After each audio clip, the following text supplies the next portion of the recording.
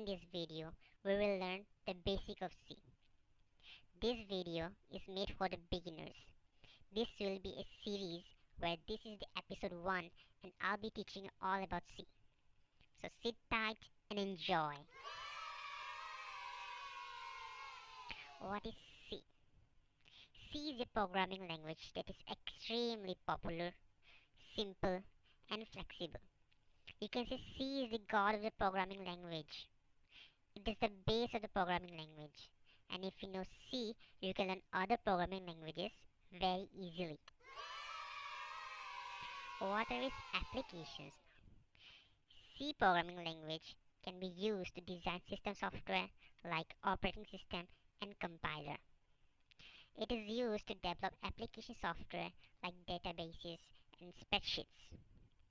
For developing graphical related applications like computer and mobile games, C is used. C programming language, I mean. Most of the applications by Adobe are developed using C programming. It is also used to develop databases. MySQL is one of the most popular database which is built using C. Wow! Okay, now variables in C. In programming, a variable is a container, or you can say storage area to hold the data. For example, int a equal to 1. Here a is a variable which stores the value 1. So if you print a, it will print 1. You will learn more about it in the upcoming videos where we will start coding. So there are certain rules for the variables. First rule, a variable can only have letters, both uppercase or lowercase, it's up to you, as well as digits and underscore. The first letter of a variable should be either a letter or an underscore. There is no rule on how long a variable name can be. You can write int abc is equal to 1, and if you print abc, it will print 1. So there is no rule on that. However, you may run into problems in some compilers if the variable name is longer than 31 characters. Note: keywords can't be variables. Ah! What is keyword? Keywords are reserved word in C. For example, if, else, switch, int. Keywords are predefined, reserved words used in programming that have special meanings in the compiler. Keywords are part of the syntax and they cannot be used as an identifier. You cannot use int as a variable.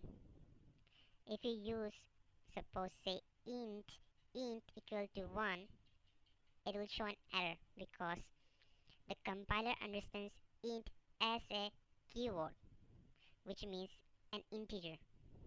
You will learn more about this in later videos when we will start the coding. So now what is constant?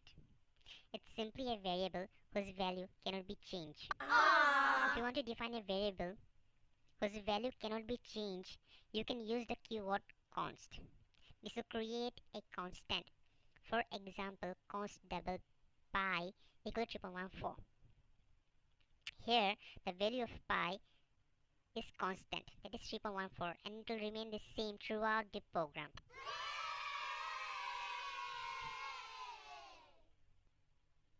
Okay, so now data types in C. Data type defines the type of data. Data types specify how we enter data into our programs and what type of data we enter. In C, data type is divided into two categories, primarily primitive and derived.